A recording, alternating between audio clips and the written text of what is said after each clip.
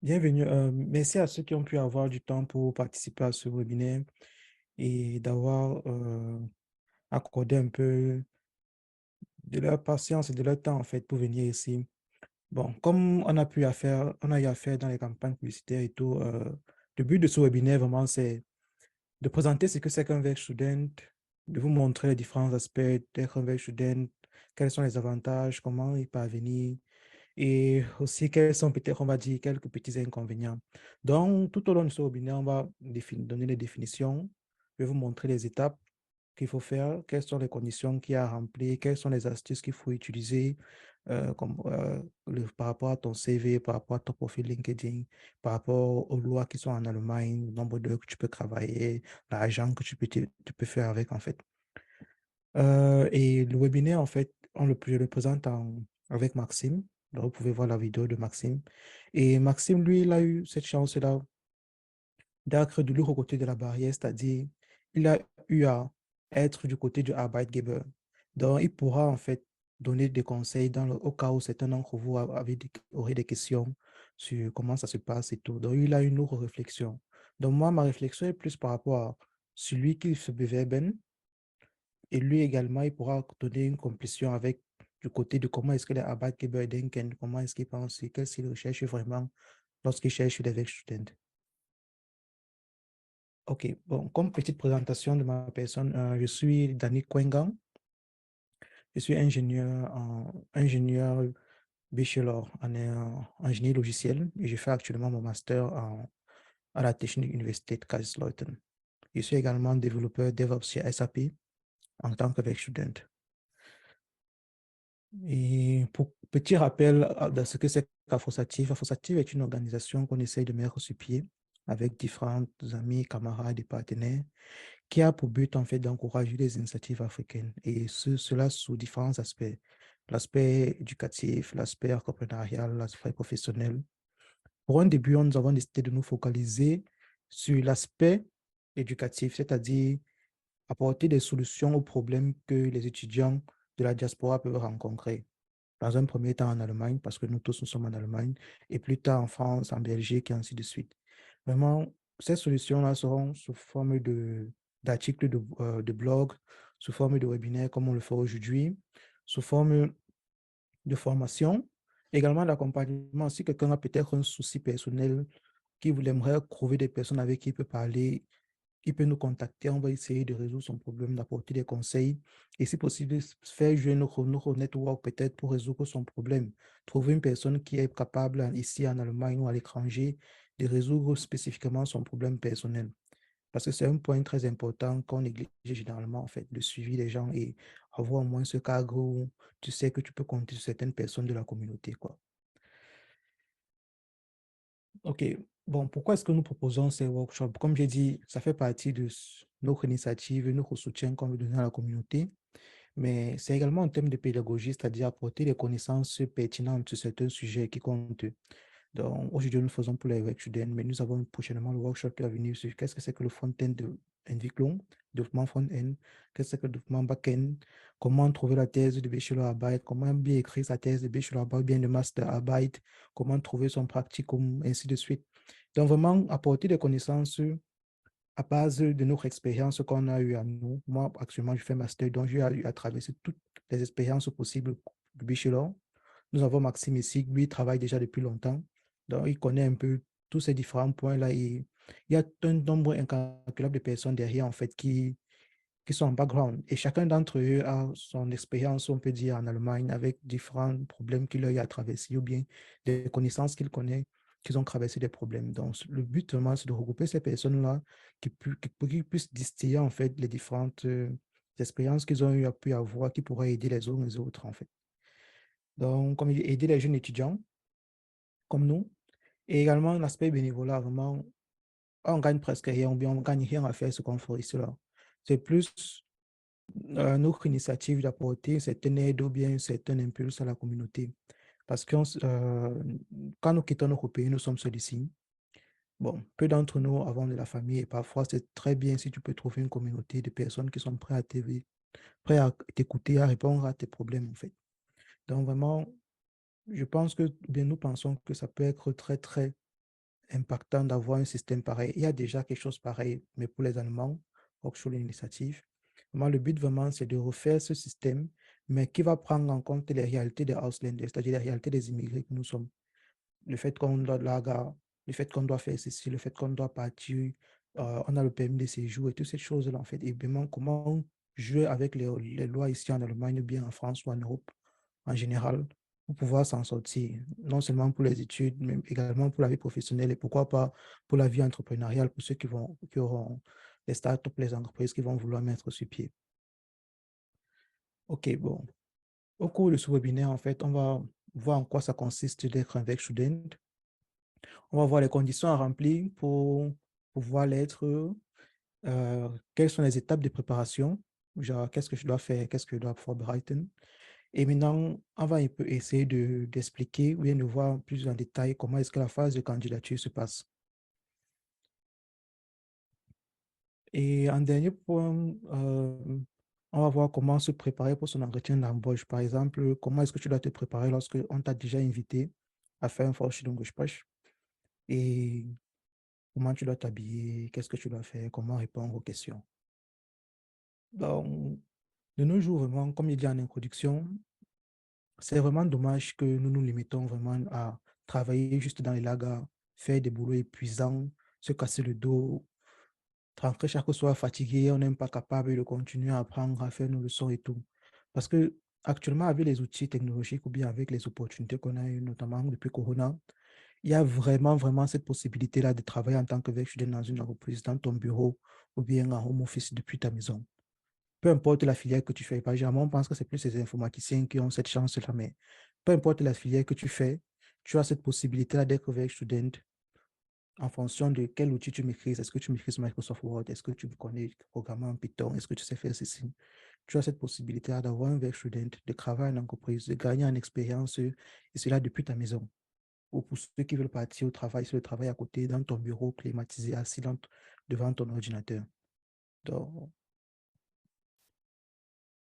OK. Donc, les objectifs à la fin de cette formation pour vous qui êtes là, c'est de découvrir ce que c'est qu'un student, de savoir quelles sont les différentes notions qui tournent autour de ça, en quoi ça consiste, quelles sont les conditions pour le remplir, quelle est la procédure que je dois faire pour pouvoir devenir student, quels sont les documents qu'il faut que je fasse, quelles sont les différentes personnes qu'il faut que je contacte. Également, un but pratique, c'est-à-dire de mettre en pratique ce que vous allez apprendre aujourd'hui pour pouvoir avoir un véhicule d'impact. Ça ne sert à rien de venir aujourd'hui, d'écouter juste de dire, OK, c'est bien, j'ai écouté. Donc, vraiment, le but à la fin, c'est que vous puissiez prendre tout ce qu'on va vous montrer aujourd'hui et que vous puissiez mettre ça en pratique pour avoir votre job. Donc, en un, le Werkstudent. Le Werkstudent, être un Werkstudent, c'est en fait être un étudiant qui travaille en entreprise. Bon, quand il dit travailler en entreprise, ce n'est pas pour travailler dans un lagar ou bien dans une usine.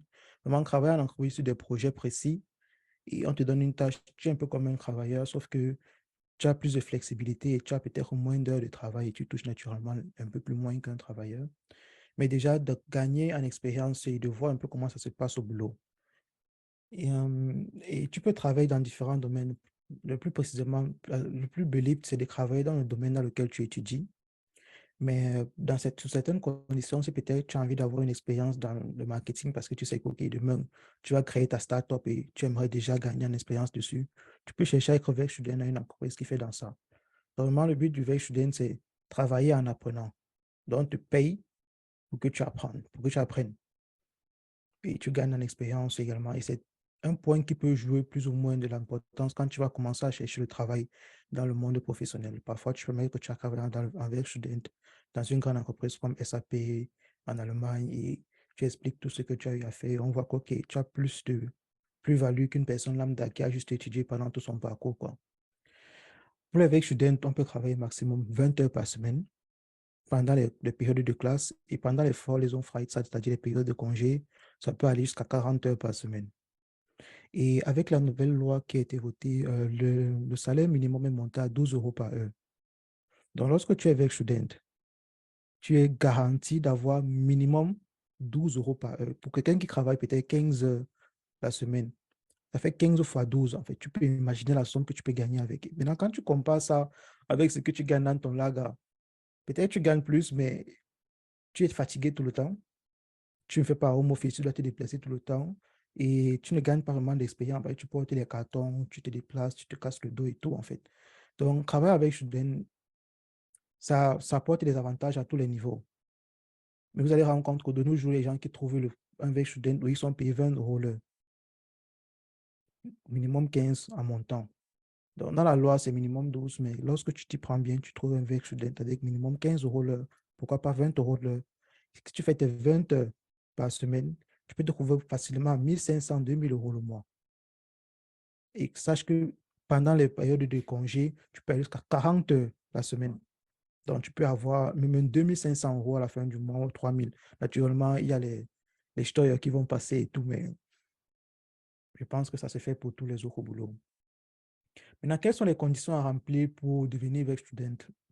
Premièrement, pour avoir un matricule, il faut être immatriculé dans une université ou bien FA en Allemagne. Tu dois avoir un matricule d'étudiant, tu dois avoir un statut étudiant. C'est très important. Et tu ne dois pas être en Urlaub semestre, donc tu ne dois pas être dans un semestre de congé. Donc, vraiment, tu dois avoir payé ton semestre Beitrag jusqu'à tu as le Studentenbescheinigung que tu pourras montrer parce que les entreprises demandent ça au début de chaque semestre. Maintenant, le temps, tu dois pouvoir libérer au moins 10 heures dans ton emploi de temps. Je parle entre lundi et vendredi. Parce que les entreprises estiment que pour que tu puisses faire un impact dans leur travail, tu dois leur donner au moins 10 heures de ton temps. J'ai parlé tout à l'heure de maximum 20 heures la semaine. Ça, c'est le max. Mais certaines entreprises mettent un plafond minimal. Parce que ça ne sert à rien que tu viennes travailler 5 heures et tu pars. Mais on va voir que dans certains cas, en particulier, tu peux faire moins de 10 heures. Et là, c'est maintenant dans le cas des EV, donc les students Leafcraft. Donc, un EV, c'est lorsque tu travailles pour une entreprise de recherche, un peu comme la Fraunhofer ou bien DFKI, et tu aides peut-être un employé ou bien un chercheur de cette entreprise-là dans son travail de doctorat. Maintenant, dans le EV, tu es naturellement moins payé. La règle des 12 euros de l'heure minimum s'applique toujours. Et tu peux avoir cette possibilité de travailler seulement 5 heures de temps ou bien 2 heures de temps. Même dans les universités, tu peux travailler comme EV dans ton université ou bien comme tuteur.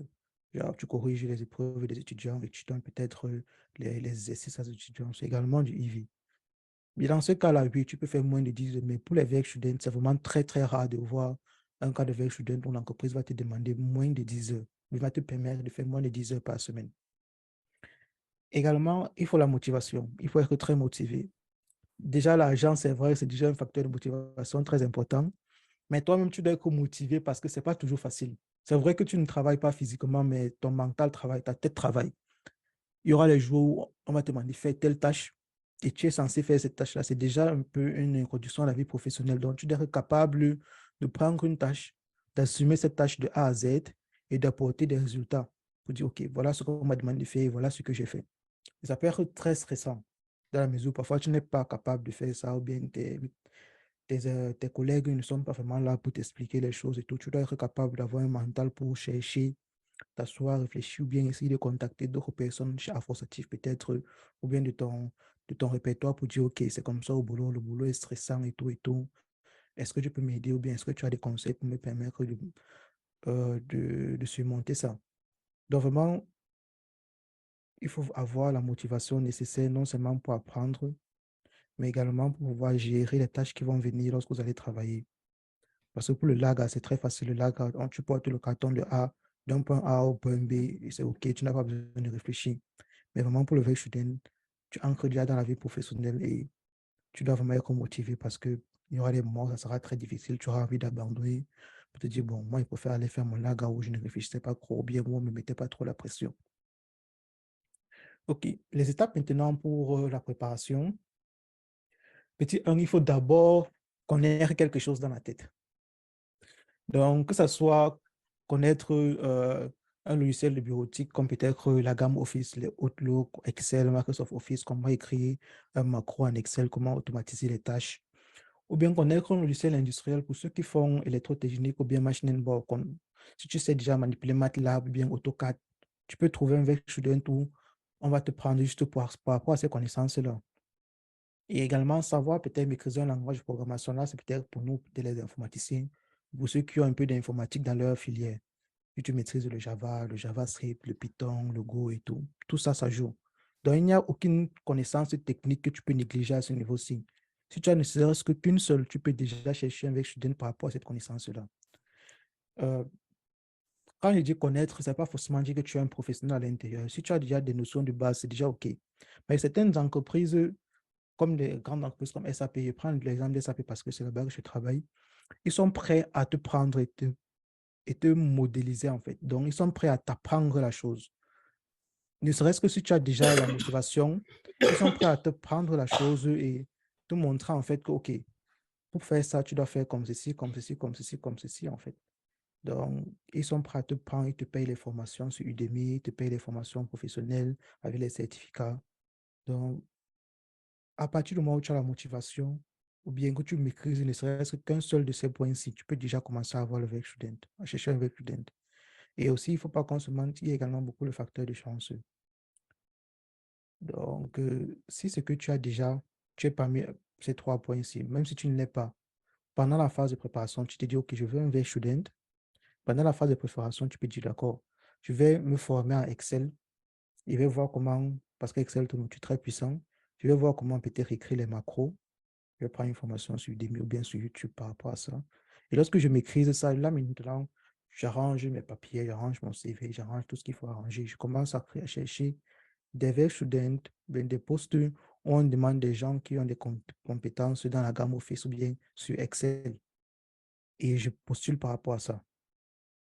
Dans un autre cas, pour ceux qui sont très chanceux, tu peux trouver un vrai student comme ça, tu n'as aucune connaissance et tu postules, mais de par ta détermination, l'entreprise t'accepte et ils acceptent de te former de A à Z. Genre, ils te prennent, tu n'as aucune connaissance, que ce soit en programmation, rien. Ils disent, OK, chez nous, on utilise un logiciel propriétaire, peut-être un logiciel que nous, on a développé nous-mêmes. Ils te prennent, ils te forment. Et après, tu as les certificats, tu as tout en fait. Donc, vraiment, ça revient encore au point que j'ai cité précédemment, la motivation. Très important parce que si tu n'es pas motivé, je ne vais pas te mentir, tu vas très vite flancher. OK. Maintenant, pour nous, les informaticiens, ou bien pour ceux qui ont un logiciel, il faut faire quelques petits projets.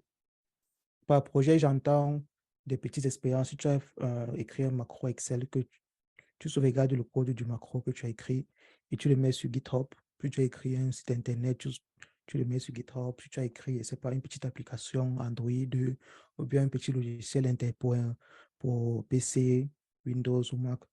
Le but, en fait, c'est de le mettre online pour montrer à la backgammon que tu es capable de faire quelque chose et que le jeté pour lequel tu postules, tu as déjà eu à faire quelque chose là-bas. Parce que c'est très facile de dire, je maîtrise telle technologie, je maîtrise ceci, je maîtrise ça. Mais que lorsque tu fais ceci, avant qu'il ne te contacte, il sera capable de venir sur ton profil GitHub, par exemple, voir tout ce que tu as eu à faire, analyser ça et dire, ah, OK, il a dit qu'il maîtrise ça, d'accord, je vois, il maîtrise bel et bien ça.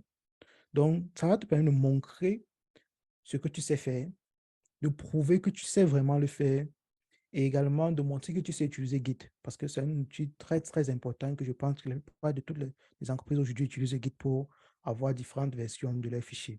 Pas seulement pour le programme, pour le code, mais même pour les PDF, même pour les fichiers Excel, les fichiers Word, les fichiers 3D et tout. Maintenant, un autre point, c'est de créer un profil LinkedIn bien professionnel et de bien le paramétrer. LinkedIn, pour ceux qui ne connaissent pas, en fait, c'est un réseau social dirigé aujourd'hui par Microsoft, mais uniquement pour les professionnels. Donc, à la différence de Facebook et WhatsApp, il n'y a pas les trucs de divertissement, de Japap et tout ça là-bas, non.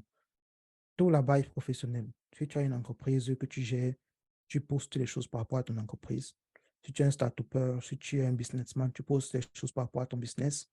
Si tu es quelqu'un, un étudiant, tu postes les choses par rapport à tes études. Si tu as fait des projets intéressants, tu as trouvé quelque chose d'intéressant, si tu as une étude intéressante que tu as fait à l'école. Donc, tout là-bas est vraiment cadré et professionnel.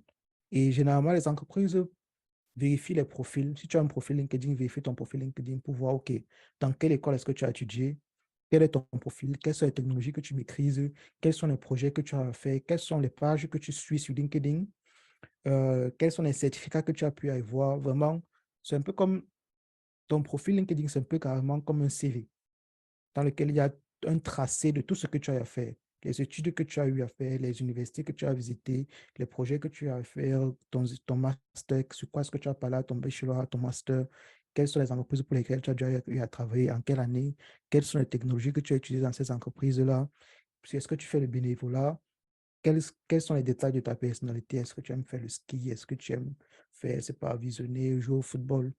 Donc, parfois, ils regardent ce profil-là et à base de ça, ils n'ont même plus besoin de regarder trop ton CV. Donc, c'est également important d'avoir un bon profil.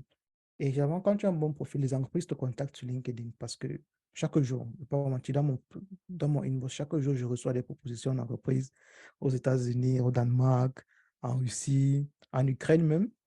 Et maintenant, c'est à toi de juste causer avec ces personnes, dire, OK, je ne veux pas, bien je veux, ça t'intéresse et tout. Parfois, tu peux recevoir des propositions de contrat. Bon, comme il fait dans le Web Invite Clone, parfois des personnes me proposent de développer leur site Internet directement sur cette plateforme. Là, c'est à moi de décider est-ce que j'accepte, est-ce que je n'accepte pas et tout.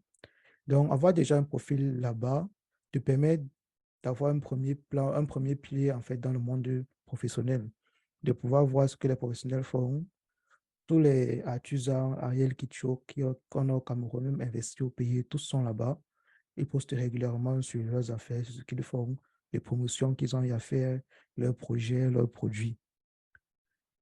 Et LinkedIn, comme je dis, c'est sur Internet, ça te permet d'avoir une visibilité sur Internet. C'est-à-dire, lorsqu'on va taper ton nom, si aujourd'hui on tape mon nom sur Google, parmi les premiers résultats, ça sera mon profil LinkedIn et la personne pourra directement aller là-bas. Donc, ça vous permet d'être référencé. Donc, si tu as travaillé sur un projet, par exemple, ou bien tu as étudié à l'université au Kaiserslautern, si on tape juste ton prénom avec au Kaiserslautern, Google sera capable de trouver ton profil LinkedIn et poser cette information-là au Arbeitgeber. Donc, c'est très, très, très important d'avoir un profil déjà là-bas. Mais malgré ça, il faut quand même faire son CV. C'est vrai que LinkedIn est très utile, mais il faut quand même faire son CV parce que tu ne sais pas en fait qu'est-ce que le Arbeitgeber va regarder. Est-ce qu'il va se limiter à LinkedIn? Est-ce qu'il va regarder mon CV? Ou bien est-ce qu'il va voir mon portfolio? Bon, on reviendra sur le portfolio un peu plus tard. Donc, pour faire le CV, généralement, c'est conseillé de faire deux versions pour nous qui sommes ici en Allemagne. De faire la version en anglais, mais également la version en allemand. Tout va dépendre du style pour lequel tu te bewerben. Et pour être sûr d'avoir un CV très, très professionnel et que tu n'as pas raté d'informations, il y a des plateformes spécialisées dessus. Il y a Resume.io qui te permet juste de remplir un formulaire.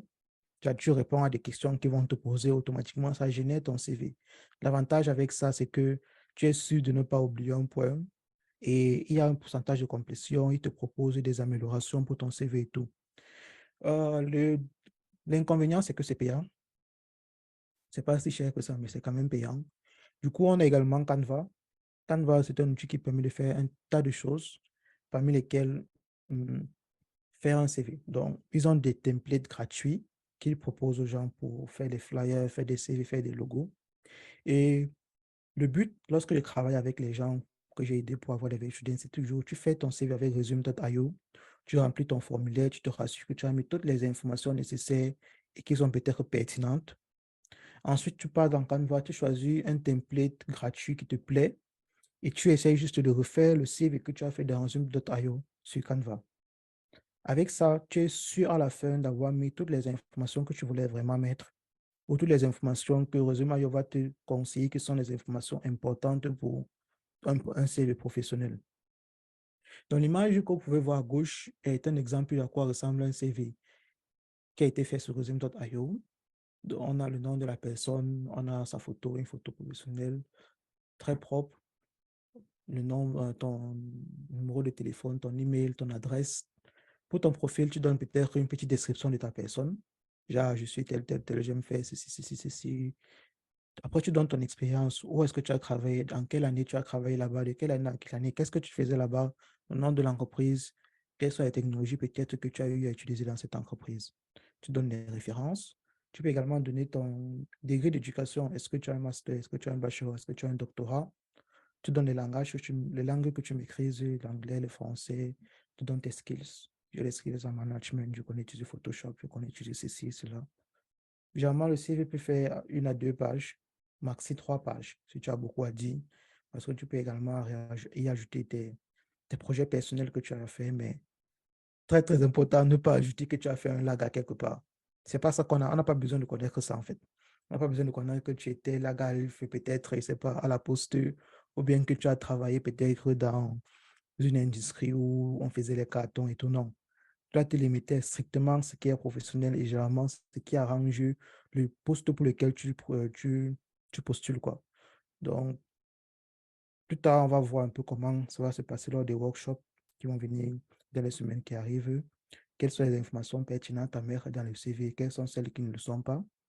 Comment avoir un CV épuré parce que le Abad n'a pas tout le temps du monde. Vous êtes peut-être 20 ou 50 personnes à postuler pour un poste. Et s'il doit regarder le CV de tout le monde, il aimerait directement connaître dès son premier regard les informations qui l'intéressent, qu'est-ce qui est important. Du coup, il ne faut pas surcharger son CV avec des trucs superflus. Maintenant, créer son portfolio en ligne, là, ce n'est pas une obligation, mais c'est un point que tu peux faire pour jouer en ta faveur. Le portfolio en ligne, c'est juste comme un site internet personnel. Tu peux, peut-être si tu t'appelles Danick, tu peux acheter dans le domaine danick.com ou bien quelque chose d'un genre. Et dans ce portfolio-là, tu vas remettre les informations de ton CV, mais avec plus de détails. Là, tu n'es pas limité à un nombre de pages ou quelque chose comme ça.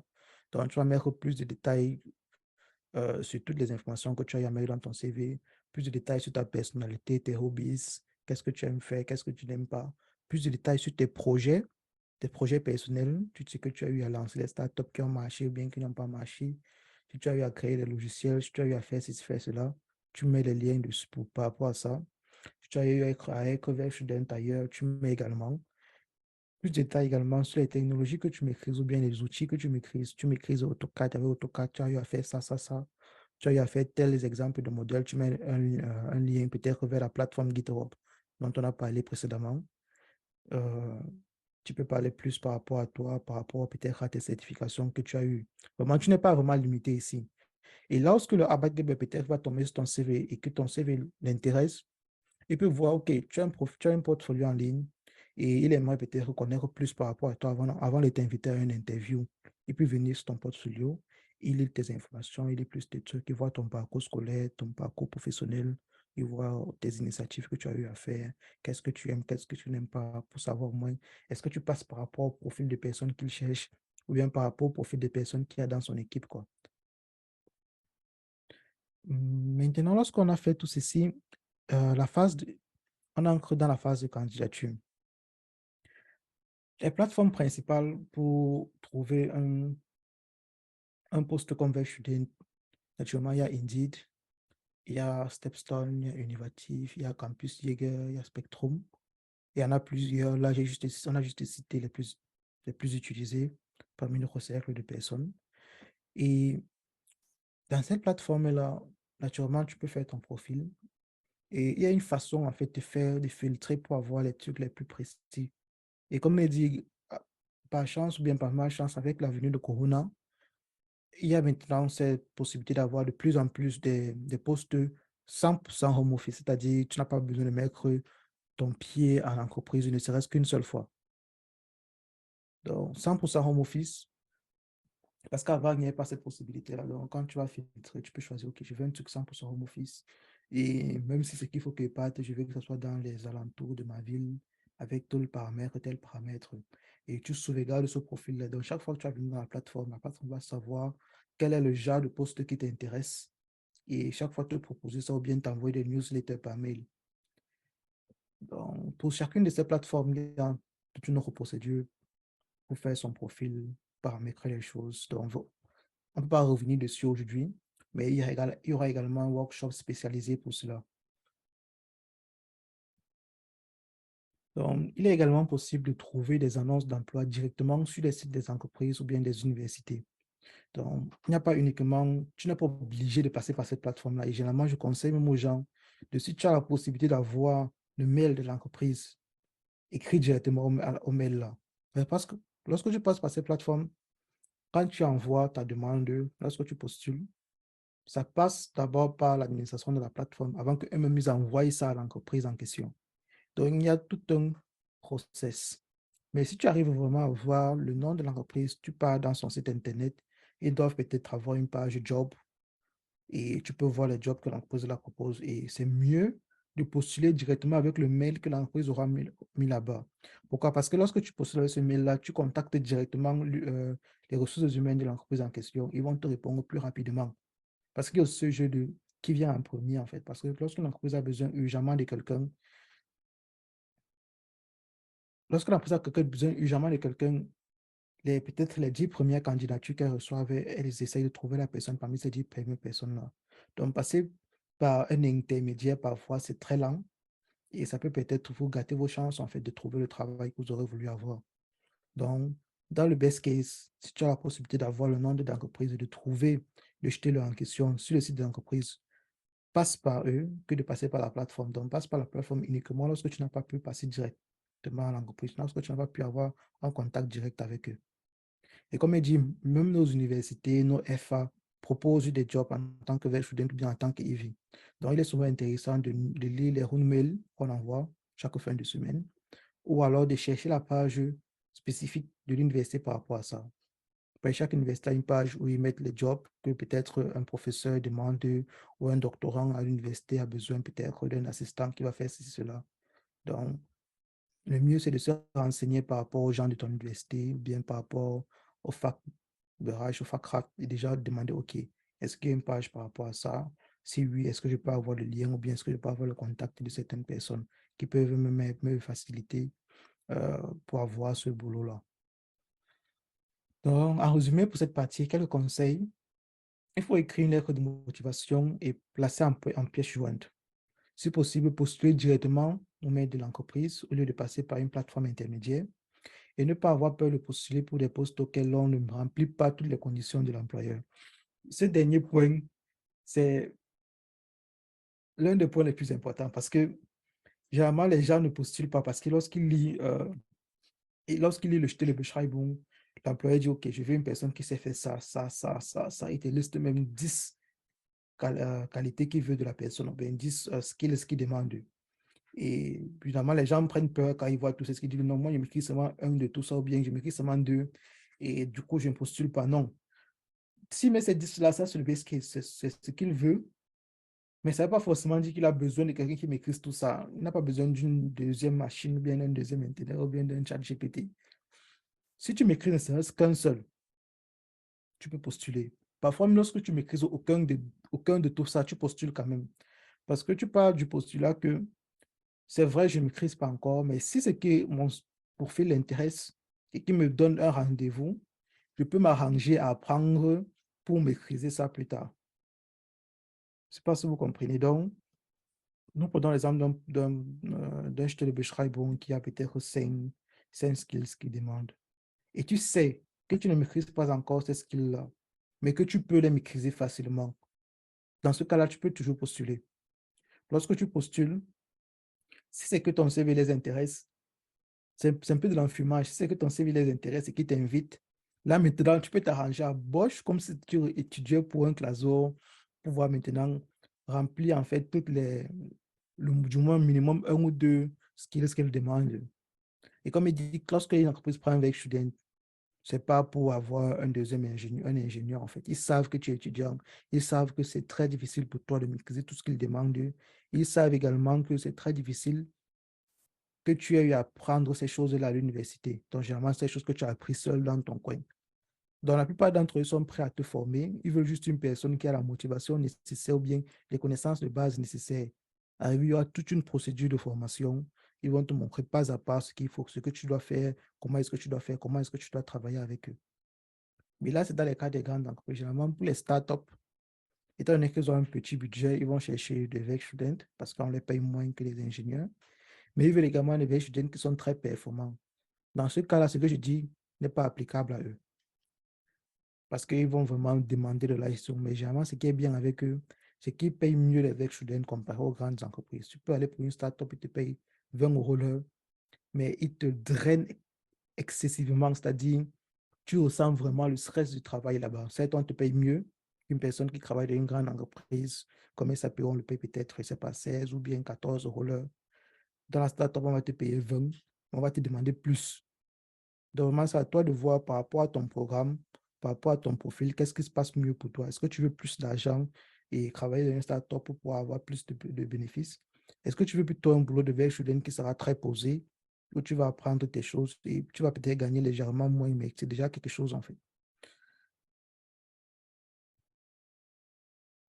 Donc, pour se préparer pour son entretien d'embauche, il y a plusieurs choses à prendre en compte. Donc, il y a quelques conseils qu'on a eu à lister. Premièrement, bien se renseigner sur l'entreprise et savoir ce qu'ils font. Donc, avant même, lorsque l'on t'a invité pour une interview, ce que tu dois faire, tu dois te renseigner sur l'entreprise. Tu viens sur la page de l'entreprise, tu fouilles tout son site. Tu regardes qu'est-ce qu'ils font, quels sont les services qu'ils proposent, quels sont les services qu'ils vendent, quels sont les produits qu'ils vendent. Tu notes tout ça. Quelles sont les technologies qu'ils utilisent, quel est le nombre de métabytes qu'ils ont, dans quelle ville ils sont situés, dans quel pays ils sont situés. Tu dois voir, tu dois écrire tout un schéma de l'entreprise où tu seras capable de résumer l'entreprise en question. Parce que si tu viens à l'interview et que là-bas, tu te rends compte que tu n'as pas vraiment pris la peine de comprendre ce qu'ils font avant de postuler, ben, ils vont dire que bah, toi, tu postulais sur tout ce que tu voulais, tu cliquais seulement partout, partout, partout, en fait. Genre, tu n'as pas pris la peine d'analyser leur poste, d'analyser leur environnement de travail, d'analyser leur entreprise avant de postuler chez eux. Donc, tu n'es pas vraiment quelqu'un de sérieux, en fait. Tu vas pas vraiment t'investir dans l'entreprise comme ils veulent que tu t'investisses. Donc, lorsque tu as fait toutes ces recherches-là et que les as écrites dans un papier ou un document, tu dois avoir les questions. Tu dois prêter les questions que tu dois poser. Même si tu as déjà les réponses à ces questions-là, c'est important d'avoir un minimum 10 questions que tu as déjà prêtées. Parce qu'à un moment de l'interview, ils vont toujours et toujours te poser la question, est-ce que tu as d'autres questions que tu aimerais nous demander? Est-ce que tu as des points d'ombre ou bien des zones d'ombre que tu aimerais qu'on éclaircisse par rapport à ce que l'entreprise fait ou bien par rapport à ce que tu vas faire pour ton travail? Et si tu dis non, je n'ai pas, c'est pas possible. Tu ne peux pas ne pas avoir de questions par rapport à une entreprise dans laquelle tu n'as jamais travaillé. Même les employés chez eux qui sont déjà chez eux depuis 1 an, 2 ans, ont toujours des questions par rapport à comment le processus se passe chez eux. Donc, tu dois avoir des questions que tu prépares. Même si tu as les réponses pour ces questions, tu dois poser un. En fait, plus tu sais, vous vendez même combien de produits, ou bien vous êtes même dans combien de pays. Vous utilisez quel logiciel encore, à part le logiciel que vous me demandez de connaître? Vous utilisez quel langage de programmation, à part le langage de programmation que vous avez demandé pour le jeter de Beschreibung? Donc, lorsque tu as ces questions-là, ça amène la discussion et plus tu discutes avec le Arbeitgeber, plus la discussion est fluide entre vous deux, plus en fait, à la fin du meeting, bien à la fin de l'interview, il aura le sentiment que vous ressentez en fait, que vos corps passent ensemble, car il est capable de travailler avec toi, il t'apprécie bien. Mais c'est juste un interview où vient, il parle, je suis tant, toi je te prononce, il dit OK. Et tu parles tout ce que tu veux parler, à la fin vous vous stoppez là. C'est très fade en fait, c'est très sec, c'est très robotique. Du coup, il n'aura pas vraiment l'impression d'avoir pu te connaître ou bien d'avoir pu cerner ta personnalité. Or, si tu as un meeting avec un interview où, à la fin de l'interview, vraiment, tu vois, le Arbeitgeber t'invite même, est-ce que tu aimes libre là, on descend un peu là, on peut prendre un café ou bien on peut manger au restaurant avec l'équipe. Genre, tu viens de finir l'interview, on ne t'a même pas encore accepté, mais il est quand même prêt à te demander de venir manger avec lui à la pause à midi. Ça veut dire qu'il a estimé que ta personnalité était très intéressante et que vraiment, tu es quelqu'un il peut s'entendre bien avec toi. C'est pour ça que tu dois toujours avoir des questions qui vont pousser à la discussion, qui vont introduire de nouveaux sujets. Parler de toi également, par exemple. Quels sont les projets que tu fais? Quels sont tes hobbies? Parfois, tu peux dire, tu aimes skier. Tu vas dire, ah, moi aussi, j'aime skier. Vous vous retrouvez en train de parler du ski pendant 30 minutes. Tu vas peut-être dire, OK, c'est superflu, ça ne sert à rien, mais c'est un point qui joue parce que certaines personnes n'ont aucune connaissance, comme je vous ai dit plus haut, mais il a une personnalité tellement aimable et amicale qu'on le prend. Et toi qui remplissais toutes les skills que le travail qui va demander, on ne te prend pas. Pourquoi? Parce que lors de l'interview, lui, il s'est senti plus familier avec la personne là. Il estime que même si la personne ne connaît pas, moi, je suis prêt à prendre sur moi pour former cette personne, pour qu'il apprenne et pour qu'il puisse travailler avec moi. Parce que j'aime sa personnalité. J'aime comment il est. On a des points en commun. Donc, c'est très important d'avoir ces questions-là. Donc, tout vraiment repose sur comment est-ce que tu parles le jour-là, comment est-ce que tu te comportes, est-ce que tu as réussi à créer des liens d'amitié ou bien des liens quelconques avec la personne ou bien avec une personne de la team. Maintenant, pour la présentation, tu dois t'entraîner parce que tu dois faire 2 ou 3 séances même de vue. de simulation, peut-être avec un ami ou un proche. La personne vient là, vous lancer un meeting et vous essayez de vous entraîner. La personne essaie de te poser des questions et tout, comme s'il était un peu là en question. Parce que si tu ne t'entraînes pas le jour-là, tu vas beaucoup bégayer, surtout que ça sera soit en allemand, soit en anglais. Tu vas beaucoup bégayer, tu ne seras même pas capable de bien te présenter parce que au début, ils vont se présenter. Quand ils disent on, ils sont généralement une ou deux personnes de l'entreprise. Après, ils vont te demander de te présenter toi. Maintenant, c'est que tu n'as pas déjà une présentation fluide et précise de qui tu es. Parce qu'ils n'ont pas besoin de savoir que tu as fréquenté, c'est pas, à l'école primaire de Bastos, un truc comme ça. Eux, ils ne connaissent pas ça, en fait. Donc, tu dois déjà avoir des points clés en tête que tu sais que quand tu demandes de te présenter, tu sais, je suis tel, tel, tel, j'ai tel âge, j'ai fait telle année que c'est en Allemagne, j'étudie ceci dans telle ville, j'ai fréquenté ceci, tu parles rapidement dessus, je fais ça, ça, ça, ça, ça. Pour mes projets personnels, j'ai eu à faire ça, ça, ça, déjà eu à travailler là-bas, là-bas, là-bas. Donc, tu dois déjà avoir, on va dire quoi, un fax de ta présentation personnelle. Tu dois déjà avoir un fax de comment est-ce que tu peux répondre aux questions potentielles qu'on peut te poser. Parfois, ils posent des questions pièges comme d'après toi, quel est peut-être ton plus grand défaut? On a déjà eu cette question. Et tu dois pouvoir avoir cette introspection sur toi-même, d'être véridique et dire, OK, mon plus grand défaut quand je suis en entreprise, c'est ceci, ceci, ceci, parce que après, on te demande, OK, qu'est-ce que tu fais pour corriger ça? Là, maintenant, tu dois pouvoir dire, OK, pour corriger ça, je fais comme ça, comme ça, comme ça. Donc, vraiment, tu dois vraiment t'entraîner. Et au début, c'est clair, ça sera très difficile. Mais plus tu vas passer des interviews, plus tu auras des entretiens d'embauche, plus tu vas t'améliorer, ainsi de suite, jusqu'à ce que ça va vraiment devenir fluide. Parce qu'à un moment, pour moi, quand je cherchais ma voie student, je faisais les entretiens d'embauche en route, avec le téléphone, du temps en train de marcher.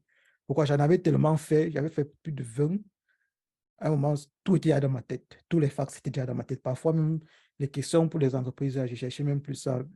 Je savais qu'au Québec, que tu me dis que tu as telle entreprise qui fait tel lancement, j'avais déjà des patterns de questions que c'est que je peux te poser après. Parce que j'en avais déjà tellement fait avec des amis ou bien fait avec des personnes. Et aussi, ça revient au point où je disais la motivation, parce que lorsque tu vas postuler pour 20 jeter le 30, jeter le 100 sur. À part si tu es quelqu'un de très, très chanceux, tu vas recevoir beaucoup de Abzag. Chaque matin, tu vas te réveiller à 9 heures avec peut-être 5 Abzag dans ton mail ou bien 10 Abzag dans ton mail. Ça ne doit pas te frustrer, en fait. C'est comme ça, vraiment, si tu es chanceux, OK, ton premier truc, tu vas prendre, mais dans mon cas, j'avais postulé plus de 50 parce que j'avais vraiment la rage. Je voulais vraiment trouver un mec student. Chaque matin, parce que à 9 heures, c'est le Human Resources qui regarde les trucs des gens qui ont postulé et tout. Chaque matin à 9 heures, je me réveillais avec ma boîte mail, il y avait peut-être 5 à 10 Abzag, quand il voyait Lider, point, point, point, je disais même plus le reste. Heureusement, Lider. Mais ça ne doit pas te décourager, tu dois continuer à postuler encore et encore et encore jusqu'à ce que tu vas trouver sur une personne qui va accepter de te faire le premier appel, de t'appeler. Lorsque la personne t'appelle déjà, il y a deux cas de figure qui se posent. Parfois, on te donne directement le rendez-vous pour le meeting. Tu fais le meeting avec l'Arbeitgeber, il te pose des questions et tout. Parfois, c'est le Human Resource qui t'appelle. Il t'appelle avec peut-être déjà des questions que le chef a envoyées qu'il doit vous poser. Et en fonction de ta réponse, ou bien du nombre de questions que tu auras bien répondu, on voit si oui ou non tu dois passer à l'étape suivante. Dans l'étape suivante, c'est le meeting avec le chef de l'équipe et peut-être une ou deux autres personnes. Ils vont te poser d'autres questions par rapport à toi, par rapport à ce que tu fais, par rapport à tes connaissances. Ils vont peut-être essayer de te tester. Ils vont te donner un exercice en live et ils vont te demander de résoudre l'exercice là. Ils vont te donner peut-être un truc à faire, peut-être avec Excel. Ils vont dire partage ton écran et essaye de faire ça devant nous. Et en fonction de comment tu vas te débrouiller, ils vont voir s'ils vont te prendre ou pas. Dans d'autres entreprises, c'est encore plus complexe que ça. Il y a encore une troisième étape. Genre, la deuxième étape, ils te donnent un exercice à faire. Tu dis, OK, tu as une semaine pour faire ça. Et après une semaine, on te donne encore une autre meeting pour voir si tu as réussi à faire et tout et tout. Donc, il n'y a pas vraiment de règles d'or à ce niveau-là. Ça dépend de la philosophie de l'entreprise et de comment est-ce qu'eux voient qu'ils veulent fonctionner. Mais une chose est sûre, c'est que si tu reçois de l'AID chaque matin, que ça ne te décourage pas et que tu continues à postuler, à un moment ou à un autre, tu vas trouver une personne qui va correspondre à ton CV, bien correspondre en fait à tes attentes et vous allez pouvoir discuter. Parfois, tu arrives aux autres niveaux, deuxième niveau, troisième niveau, mais on te refuse après. Donc, vraiment, ça revient à dire, il faut vraiment être motivé et être patient. Si tu es quelqu'un de chanceux, naturellement, directement, tu vas trouver une place. Mais d'autres personnes n'ont pas vraiment toute la chance du monde et ça prend quand même du temps. Donc, si on doit revenir au conseil qu'il doit donner, il y a les mots-clés. C'est-à-dire, dans le jeté de Beschreibung, il y a certains mots-clés que tu peux souligner qui peuvent déjà te guider vers ce que le Arbeitgeber attend de toi. Donc, pendant ta préparation, tu dois souligner tous ces mots-clés-là. S'il y a un mot-clé que tu ne maîtrises pas, tu fais la recherche Google dessus, tu essaies d'apprendre le maximum d'informations que tu peux par rapport à ce thème-là. Pour que le jour, en fait, que tu vas venir à la présentation, que tu sois vraiment très bien préparé pour répondre à la plupart des questions qu'on va te poser. Donc, bien lire le texte de description du poste et vraiment ressortir les mots-clés, expressions clés, parfois les termes qu'on va dire, OK, tu dois pouvoir maîtriser tel truc qui soit un terme très technique. Tu dois pouvoir faire la recherche sur ce thème-là, comprendre en quoi ça consiste et déjà savoir, OK, ça entre déjà dans un des trucs qu'on risque de me poser des questions dessus lors de l'interview. Donc, euh, bon, comme dernier point, l'apprentissage, si vous ne connaissez pas une ou plusieurs technologies, demandez, se former dessus. Je pense que j'ai déjà eu à parler de ça, mais si on demande 5 skills, tu maîtrises juste un, postule et tu peux choisir deux autres skills que le Abad Keyboard demande, tu te formes dessus sur Udemy, sur YouTube. Moi, par exemple, c'est YouTube que je me forme, donc je postule. Quand tu me contactes pour me dire, OK, mon CV est intéressant, tu veux l'entretien, là maintenant, je repars encore dans ton style de Beschreibung, je vois quelles sont les skills que tu demandais. S'il n'y a pas quelque chose que je m'écris, je passe sur YouTube, je regarde 3, 4, 5 vidéos dessus, je cherche une formation Udemy dessus, je me forme. Vraiment comme si j'apprenais pour le classeur. Et là, maintenant, quand je viens au jour de l'interview, je suis prêt. Genre, si tu me poses n'importe quelle question, je sais qu'au minimum, je connais les bases de ce que tu veux. Donc, en conclusion, je vais dire, il n'y a rien de vraiment complexe à faire ou à savoir pour pouvoir obtenir un work student. Il suffit vraiment d'être motivé et d'avoir certaines stratégies, en fait, d'être entouré par des personnes qui sont déjà passées par là et qui peuvent te guider pour savoir, pour dire, OK, quand tu vois comme ça, fais comme ceci, fais comme ça. Naturellement, tu peux le faire seul, mais si c'est que tu as des proches, des grands frères associatifs comme on a aujourd'hui, que tu peux contacter pour dire, OK, j'ai un jeté qui était comme ça, et ils m'ont répondu comme ça, je fais comment? C'est très important, c'est avantageux pour toi. Dans la mesure où ils pourront utiliser leur expérience pour te dire, OK, pour moi, quand j'ai vu ce genre de truc, il faut plutôt faire comme ça avec ce genre d'Arbeitgeber. Naturellement, il y a d'autres points qui entrent en compte, le Bundesland dans lequel tu te bévères, tu postules. Par exemple, les gens qui sont dans le Bayern et touchent beaucoup d'argent, par exemple. Tous ces points-là sont des choses qu'on ne peut pas vraiment détailler en profondeur aujourd'hui, sinon le webinaire sera trop long. Mais déjà, euh, je pense que ce qu'on a eu à voir aujourd'hui, ça vous permet déjà d'avoir un overview de ce que c'est qu'un work student, des conditions qu'il faut remplir, certains points qu'il faudrait euh, mettre l'accent dessus lorsqu'on se prépare pour avoir acheté le comeback student. Maintenant, ça va revenir à vous de digérer tout ce qu'on a vu aujourd'hui. Et que vous avez des zones d'incertitude, de nous contacter pour dire, OK, tu as parlé de ça lors du webinaire. Est-ce que tu peux entrer plus en détail dessus? Là, maintenant, je pourrais peut-être apporter plus d'informations. Moi ou Maxime pourra apporter plus d'informations. Donc déjà, nous sommes à la fin du webinaire, nous sommes sur le slide de conclusion. Comme je dit, après cette phase-ci, il y aura la phase des questions. Donc pour ceux qui ont eu des questions pendant tout ce webinaire-ci, d'ici quelques minutes, ça sera l'occasion de poser vos questions. Et on va essayer de répondre le plus fidèlement à vos questions, quoi. Donc, avant de lancer la phase ouverte des questions-réponses, je voudrais me répéter encore que le site Internet est disponible et on va mettre des webinaires et des formations régulièrement dessus. Aujourd'hui, c'est notre premier webinaire, mais dès les semaines qui vont venir, il y aura les workshops, il y aura un tas de webinaires qui vont revenir dessus encore. Il y aura tout un système de formation sur lequel on a encore travailler, qu'on va mettre avec des tuteurs et tout. Et pour ceux, comme on a déjà eu à poster dans les groupes, on va prendre à la fin de ce webinaire 10 personnes qu'on va accompagner dans la recherche des Werkstudenten. Donc, chaque mois, on va prendre 10 personnes. Naturellement, aujourd'hui, vous êtes plus de 10, mais on va prendre 10 personnes. Le mois qui suit, on va prendre les autres. Donc, on aura un va te lister pour ceux qui sont intéressés. Donc, le but, c'est de vous accompagner personnellement sur comment faire pour devenir un work student en fonction de votre profil, en fonction de la filière que vous étudiez, en fonction de vos connaissances. Donc, on va poster un formulaire Google Form que vous devez remplir si ça vous intéresse. Vous remplissez, vous mettez les informations qui seront demandées et on va vous contacter personnellement, chaque personne, pour voir en fait quelles sont les modalités en fait pour pouvoir participer à ce programme d'accompagnement-là. Mais vraiment, dans ce programme, il y a tout un tas de points qu'on aborde. Tous les points que j'ai parlé aujourd'hui, on va aborder plus en profondeur. Chaque personne qui sera parmi les 10 aura un tuteur, c'est-à-dire une personne qui sera là pour répondre à tes questions. Bon, on ne va pas dire 24 heures sur 24 parce qu'il dort, mais chaque fois que tu vas l'écrire en inbox, tu pourras répondre.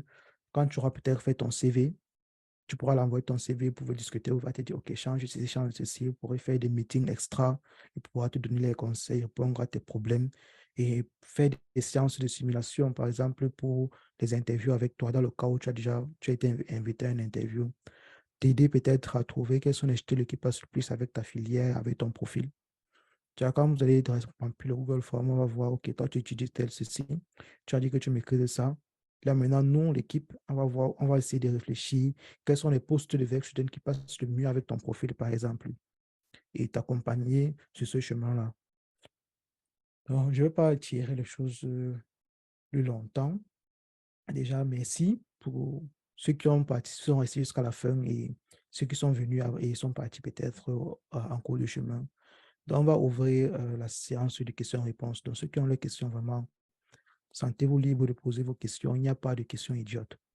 Donc, même si tu as une question la plus banale possible, même si tu estimes que c'est une question bête, pose ta question et on va essayer de répondre. Parce que certaines personnes ont la même question que toi, mais n'ont pas peut-être le courage de poser ça. Et ça peut aider une autre personne. Donc, je ne sais pas si tu as quelque chose que tu aimerais ajouter avant qu'on continue, Maxime, mais pour moi, c'était un peu ça. Ouais, merci pour la présentation. Avec le cours de la présentation, j'ai pris quelques notes pour pouvoir ajouter. On t'écoute très bien, Alors, Maxime. On t'écoute ah, bien. ok. J'ai pris quelques notes pour pouvoir un peu compléter tout ce que tu as dit. Euh, Travailler en entreprise, c'est, c'est très important. C'est un peu, je vais prendre l'exemple pour nous en tant que Camerounais, parce que nous sommes venus en Allemagne étudier. Et pour venir en Allemagne, nous avons eu besoin. Quand tu arrives à l'aéroport, tu donnes ton passeport. Il faut montrer le visa pour aller en Allemagne. Et quand tu postules, ta motivation, un Schreiber arrive aux ressources humaines. Et l'évêque Julien, c'est un peu comme ce visa-là que tu as sur ton CV qui te permet d'accéder face. Parce que quand la femme des ressources humaines, elle n'a pas tellement une grande expérience pour savoir est-ce que tu connais trop en Java. Dès qu'elle voit son verbe Julien Java et elle voit sur le Stellenangebot, on a besoin de quelqu'un qui sait travailler peut-être en Java ou elle voit son CV Python, c'est plus facile pour elle d'appeler le gars, c'est hey, il y a Java ton CV, elle t'appelle, vous faites une première interview, tu réponds à quelques questions. Lorsque tu réponds bien à ces questions, ça trouve déjà l'accès à une seconde interview. Et c'est comme ça que ça s'enchaîne et tu gagnes ton verge student. Euh, je travaille actuellement sur un projet aussi. Il y a une étudiante aussi en master qui fait informatique à la TU de Dresden. Tu vois qu'elle travaille aussi, elle est verge student comme nous, comme beaucoup d'entre vous qui êtes étudiants. Et vous êtes dans les projets. Quand vous dites que travaille dans un projet, moi, je suis pas étudiant comme je suis travailleur. Je travaille avec un verge student. Donc, pourquoi pas vous? Demain, pour aussi vous retrouver sur les mêmes projets avec des grands frères ou des grandes sœurs qui vous aideront aussi. Parce que quand tu travailles, tu ne sais pas tout. Même quand tu travailles ou quand tu travailles en tant que student, tu ne sais pas tout. C'est aussi le moment d'apprendre tous les jours.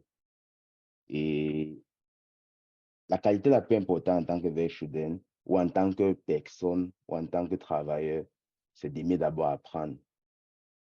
Et aimer soi d'apprendre par soi-même, quoi.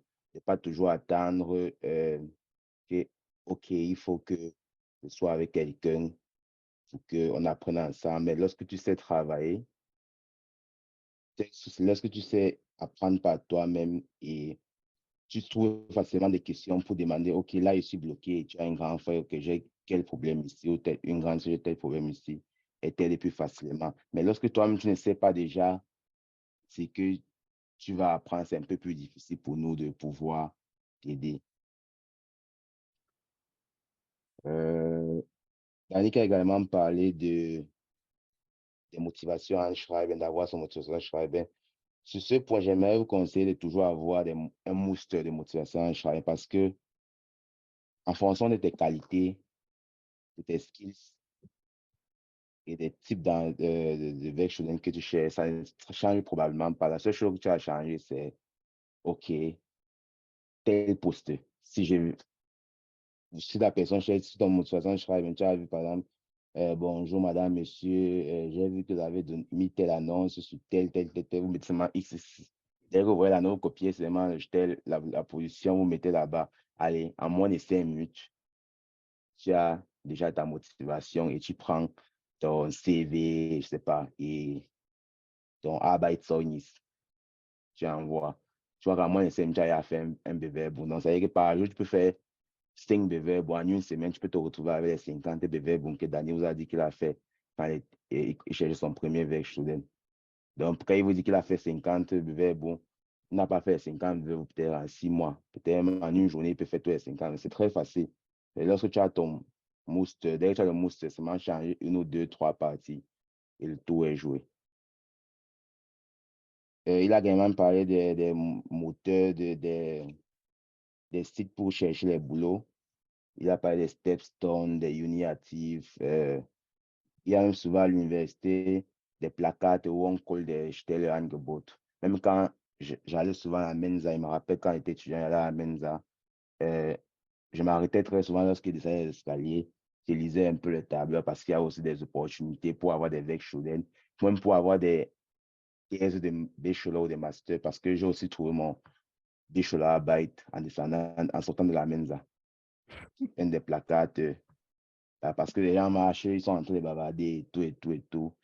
Tu avances aussi comme un con. Tu marches aussi c'est toujours bien d'avoir un peu un Uberblick comme un comme un GPS, pardon, excusez-moi, comme un satellite. Tu vois un peu regarder tout ce qui est autour de toi.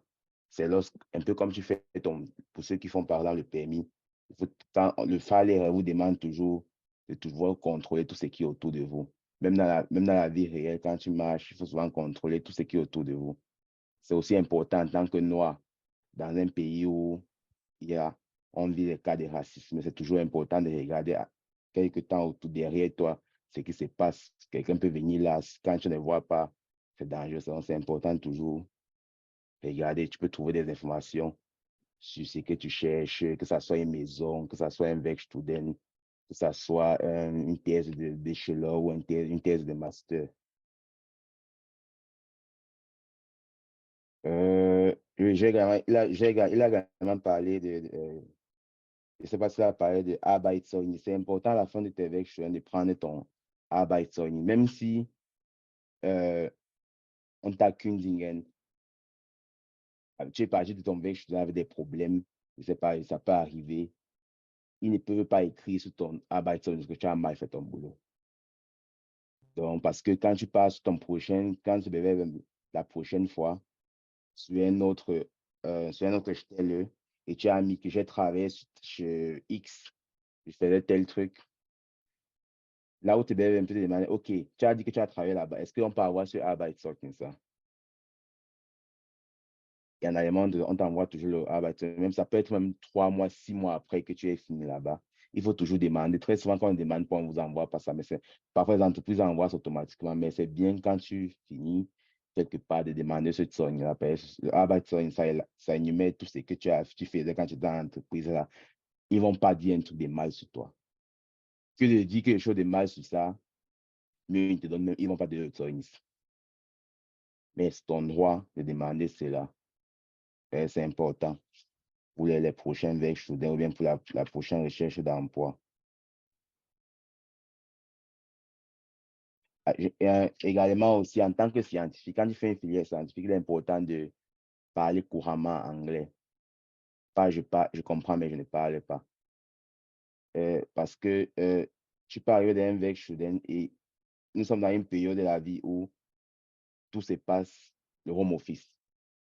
Ça veut dire que tu peux rester chez toi à Banjul, tu travailles pour une entreprise en Silicon Valley en tant que work student.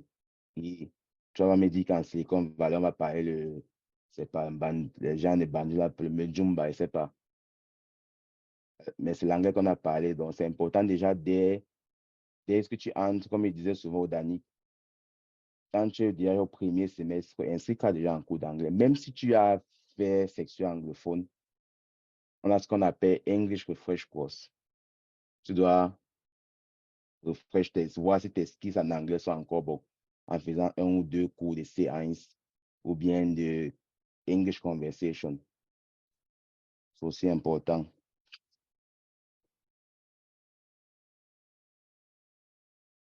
Ouais, le Weg student. J'aime bien cette phrase-ci parce que le Weg student est un peu comme, c'est un peu comme une fille que tu dragues. Obtenir un Weg student, c'est un peu comme une fille que tu dragues. Et nous savons tous que pour nous, les garçons, quand tu dragues une fille, même pour les filles aussi, elle a beaucoup de dragueurs. Quand une fille est jolie, je ne dis pas qu'il y a des filles qui ne sont pas jolies. Toutes les filles sont jolies. Euh, une fille a beaucoup de dragueurs. C'est que tu n'es pas le seul dragueur. Et il faut pouvoir te distinguer de ces autres personnes pour que ce soit toi qu'elle accepte pour être son copain. Et, et reprenez cette fille-là comme ce verre chaudin-là que je vais avoir.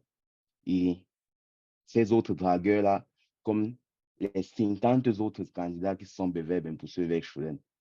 Et lorsque tu apportes cette même ténacité que tu mets pour draguer cette fille-ci, si tu mets seulement les 20% de ça pour obtenir ce verre chaudin, sois sûr que à moins c'est en ce un mois-là que nous allons vous offrir à ces 10 personnes qu'on va choisir, vous auriez votre verre chaudin. Ou à minima, vous auriez 2 ou 3 interviews que vous feriez pour obtenir un verre chaudin. Danick a parlé de faire 50 bevers, boum, il s'est levé à 9 heures, il avait dit Abzag le matin. C'est frustrant, je sais. Se lever là, voir leider müssen wir ihnen mitteilen, dass sie nicht in unseren nächsten Entscheidungsprozess. C'est difficile, mais ça ne tue pas. Ça ne tue pas. On te bat, il y a, je vais revenir sur la fille que tu bats. Quand il te bat, après 1 ou 2 mois, tu reviens encore tâter le terrain pour voir comment c'est. Donc, on te bat, tu prends le prochain avec student. On te absent une fois le prochain avec student. Tu te beverben encore. C'est comme ça. C'est dur. Donc, c'est ça. Je suis déjà presque à la fin. Bon, je pense que c'est... Bon, ah, ouais, j'allais oublier. Créer son CV. Euh, le CV, ça grandit en fait. Ça grandit au fur et à mesure que tu gagnes en expérience. Et Danick a parlé d'avoir une version anglaise et allemande. Il faut toujours bien conserver vos CV parce que chaque fois que tu finis de travailler quelque part, tu dois ajuster ton CV. Et laissez-moi vous dire que c'est très difficile de chaque fois devoir faire son CV from scratch, aller recommencer encore. Il faut te rappeler qu'est-ce que j'avais même fait.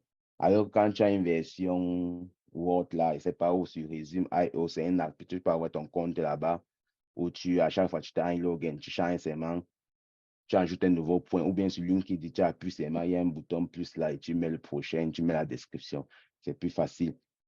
Donc, il faut toujours garder bien ces CV, que de toujours les refaire. Parce que si après tu travailles dans une entreprise 2 ou 3 ans et que tu veux changer de boulot, il te faut encore faire le CV from scratch. C'est ennuyant à la fin.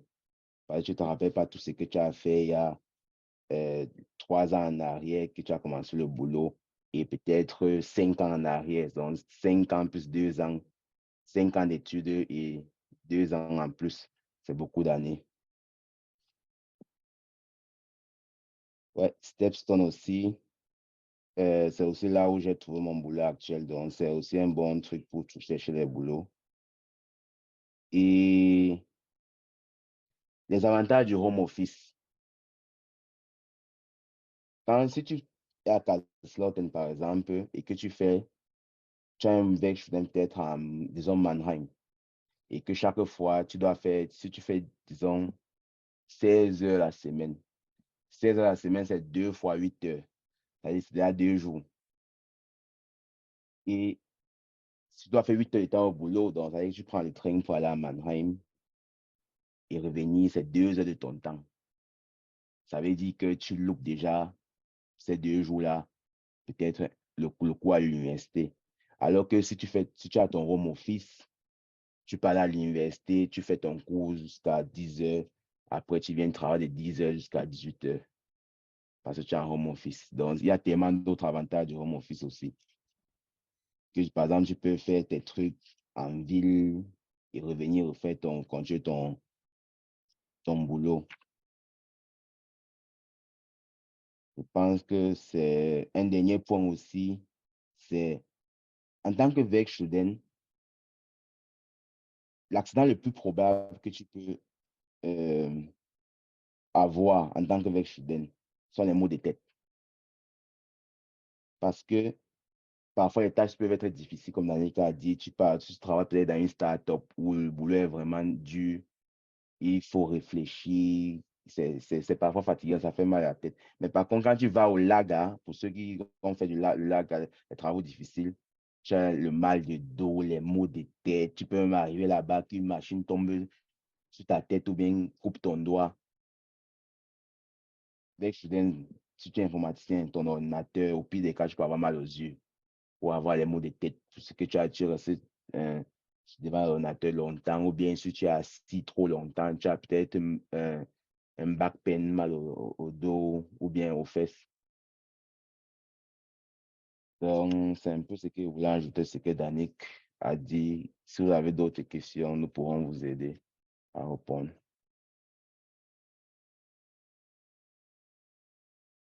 D'accord, merci Maxime. Déjà, ceux qui ont d'autres questions, pardon, vous pouvez répondre. Je profite une fois pour répondre à la question de Fritz, qui a demandé en fait si c'est mieux de faire son CV avec une plateforme comme Microsoft Word ou bien Overleaf. J'étais en train de continuer de répondre Fritz, mais je vais une fois directement le faire par ici.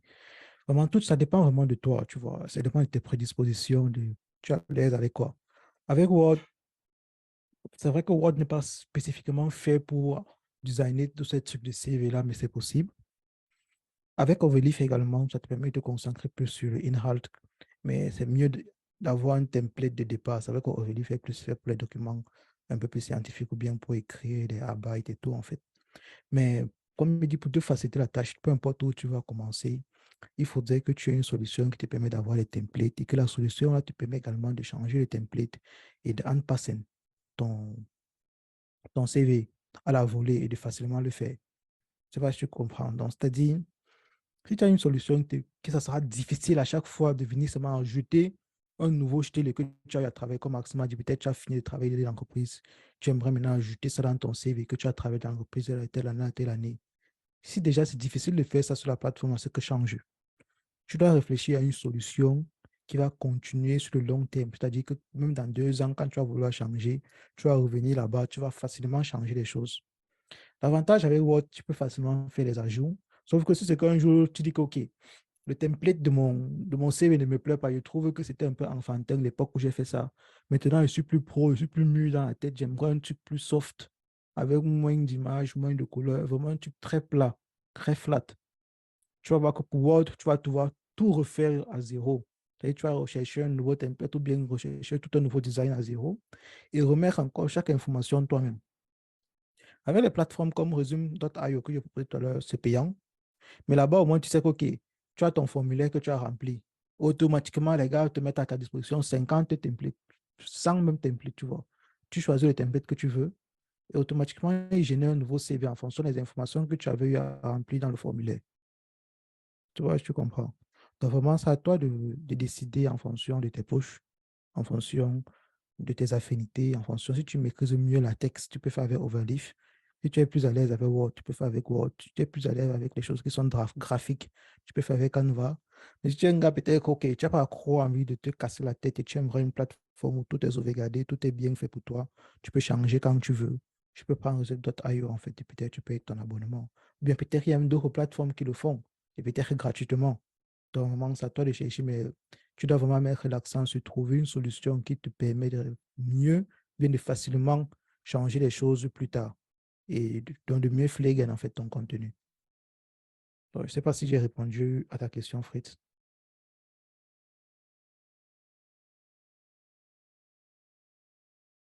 Mhm.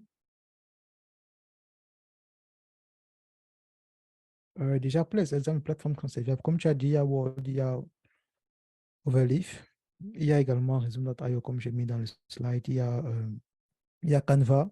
Vraiment, c'est pas, si tu n'as pas encore utilisé Canva, ouvre un peu Canva dans ta machine et essaye de voir vraiment tout ce qui est graphique. Canva te facilite extrêmement la tâche. Ça vient déjà avec les templates et c'est gratuit. Et bon, je n'ai pas vraiment le monopole du savoir, mais ça, c'est déjà les plateformes que moi, personnellement, j'utilise et que des gens autour de moi utilisent également. Ah. À part Fritz, je ne sais pas s'il y a d'autres questions.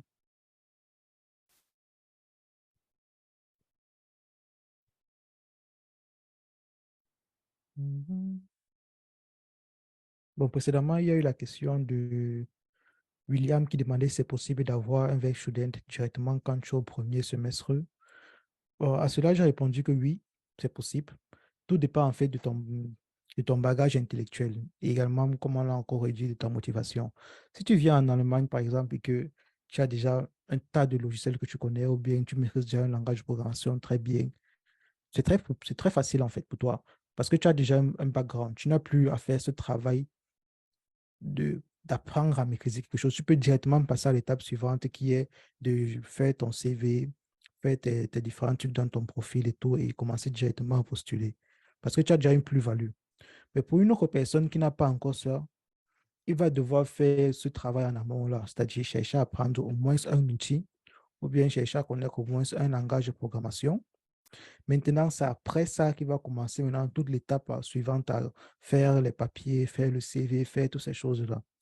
Mais encore, pour une autre personne qui dit aussi, OK, sur le semestre 1, je ne connais rien, je ne connais pas tous ces trucs-là et je veux avoir le verre student, mais j'ai la motivation. Selon sa chance, en fait, c'est la vie. Il peut décider, il se lève un jour comme ça, il dit que bon, je ne perds rien à postuler et il fait son petit CV, il fait son truc. Il postule et une entreprise le prend malgré le fait qu'il ne connaît rien parce que l'entreprise dit OK, bon, nous on a besoin de quelqu'un on va former et tout. C'est une grande entreprise. Généralement, c'est ce qu'ils font. Ils prennent quelqu'un. S'ils voient que tu as les prédispositions, peut-être tes notes, peut-être à l'école leur plaisent, tu as les bonnes notes en mathématiques, en informatique, ils disent OK. De par les notes qu'on voit peut-être dans ton truc, on estime que tu peux facilement apprendre les choses. Ils vont te prendre même si tu es au semestre 1. Parce qu'ils savent que, OK, on va te modeler, on va te montrer comment faire des trucs, quoi. Donc, vraiment, il n'y a pas de règle d'or ou bien de formule mathématique à suivre pour avoir le VIH student. C'est vraiment, c'est la vie, quoi. Tu peux avoir la chance, tu peux avoir la malchance. Bien, tu peux être là, OK, tu maîtrises déjà certaines choses. À partir des choses que tu maîtrises là, on te prend. Genre, tu peux être très bon sur manager un compte Instagram et tu trouves avec student, on te demande de manager le compte Instagram avec l'équipe marketing de l'entreprise en question, en fait. Tu n'as pas forcément besoin d'être un truc intellectuel qui a à faire avec l'école. Dès que tu maîtrises quelque chose en particulier qui peut avoir une plus-value, tu peux déjà avoir déjà un verbe student par rapport à la chose là. Il faut juste bien chercher les jeter et bien se renseigner par rapport à ce que l'entreprise fait.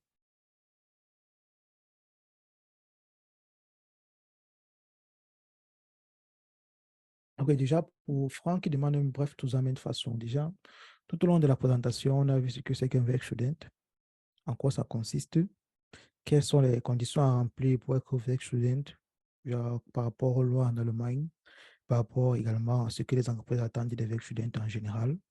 On a vu les étapes à suivre, c'est-à-dire quels sont les documents à faire, qu'est-ce que tu dois faire, quelles sont les étapes que tu dois remplir, faire son truc sur LinkedIn, faire son CV, faire son salaire, code de motivation, arranger ses suites. Quelles sont les plateformes où tu peux trouver ces jobs-là? On a parlé des différentes plateformes comme Stepstone, Innovative, Campus Jäger, ou bien carrément le site de l'université dans laquelle tu étudies, par exemple, ou bien parfois même les Anzeigen qui à la main nous a comme Maxime a eu à préciser. Et également, on a parlé de la phase de préparation, c'est-à-dire qu'est-ce que tu dois faire, comment est-ce que tu peux te préparer pour une interview, qu'est-ce que tu dois déjà faire en amont avant l'interview, comment est-ce que tu dois faire des séances, quels sont les différents conseils qu'on peut te donner en fait. Et, ouais, et là, maintenant, on essaye de répondre aux questions de tout un chacun si quelqu'un a une question. J'espère que ça t'aide, Franck.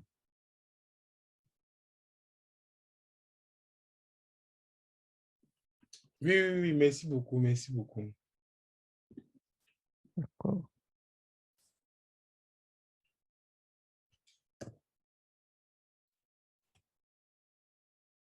Hmm, bon, Je voulais demander, les meetings comme ça sont réguliers ou bien... oui, les petits, pareil, seront réguliers.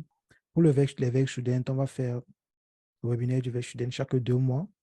Et on a d'autres webinaires qui arrivent. Donc, le but vraiment, c'est d'avoir un webinaire chaque mois dans sur différents domaines, en fait, sur différents topics. Et peut-être faire en sorte qu'un topic précis peut-être se répète 3 fois l'année. Et également, il y aura les workshops. Comme j'ai dit, dans les semaines qui suivent, c'est-à-dire les 4 semaines qui vont suivre, il y aura un workshop chaque semaine. Le workshop, en fait, ça sera beaucoup plus pratique parce qu'aujourd'hui, vous venez vous écouter, vous posez vos questions. Mais lors des workshops, on va montrer, ça sera vraiment des séances pratiques où peut-être, soit on fait le workshop sur le CV, on va dire, OK, comment créer son CV. On parle peut-être d'une personne lambda, on essaie de créer un CV ensemble de A à Z.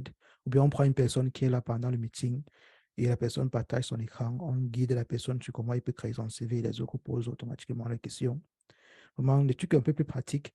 Et comme il dit, chaque personne qui vont accepter l'accompagnement, ils auront un tuteur privé. Et lui également, ce tuteur privé-là pourra donner des meetings extra ou bien répondre aux questions que tu as, peut-être t'aider à faire certaines choses et tout, en fait. Mhm. Ok, merci beaucoup. D'accord.